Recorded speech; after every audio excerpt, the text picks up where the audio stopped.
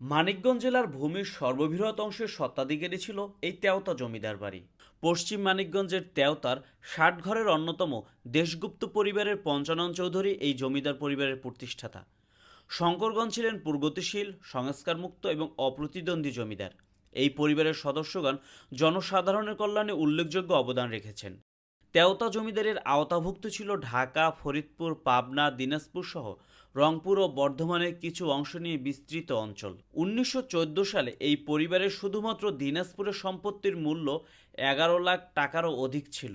এই এস্টেটের ব্যবস্থাপনা দক্ষ ও শিক্ষিত কর্মচারী কর্তৃক পরিচালিত হতো এবং সরকারের রাজস্ব খাতে ৬০,০০০-এরও বেশি টাকা কর প্রদান করত। তেওতার জমিদারি প্রায় ১৫০ বছর অবিভক্তই ছিল, কিন্তু ১৯২০ সালের মধ্যে এই জমিদারি আটানা, তেওতা, জয়শঙ্কর এস্টেট এবং অন্যান্য কয়েকটি ছোট ছোট ভাগে বিভক্ত হয়ে যায়। পরিবারের প্রতিষ্ঠাতা পঞ্চানন চৌধুরী দিনাজপুরে তার কর্মজীবন শুরু করেন।